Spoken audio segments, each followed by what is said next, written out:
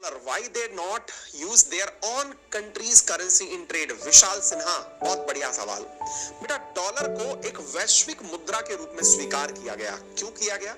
क्योंकि जिस देश की करेंसी डॉलर है, उस देश की ओवरऑल जो वर्ल्ड में वैल्यू है या असेट वैल्यू जो है वो सबसे ज्यादा है।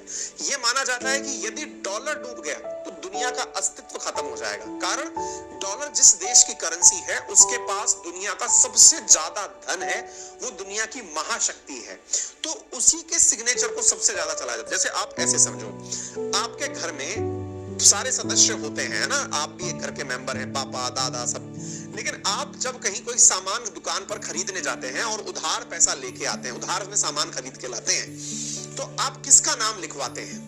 बस इतनी सी बात से याद कर लीजिए, आपको सारी बातें समझ में आ जाएंगी। मान लीजिए कि आप मार्केट में गए, वहां जाकर के आपने अपने दुकानदार से कहा कि भैया हमको ना 5 किलो आलू दे दो। आपने कहा पैसे भैया? दुकानदार ने पैसे मांगे, आपने कहा भाई पैसे तो लाना भूल गए हम, कारण ये है कि पापा ने कहा था कि अपना मेरा नाम लिखवा देना। आपके पिताजी का नाम लिखवा देना, वो तो पहचानता था दुकानदार। आपने कहा हमारा नाम लिख लो, तो दुकानदार आपसे पूछेगा भैया सुनिए, आप अगर पैसे ना भी दिए तो हम पकड़ेंगे किसको? क्योंकि आपकी कोई वैल्यू ही नहीं है। अभी आप उस घर के सदस्य हैं, इंडिविजुअली आपने अपनी कोई वैल्यू क्रिएट नहीं की है। जिसकी वैल्यू होगी उसी के आधार पर ना ट्रेड होगा, ठीक है ना? तो आप इस तरह से सोचिए कि आप घर में सबसे बड़े उस व्यक्ति का नाम लिखवाते हैं। आप ऐसे नहीं लिखते मेरे छोटे भाई का नाम लिख ले यार, पैसे दे देगा, ऐसे थोड़ी दे देगा। जिसके पास है उसका नाम लिखवाएंगे। तो डॉलर वो करेंसी है जो सब जगह एक्सेप्ट की जाती है ना?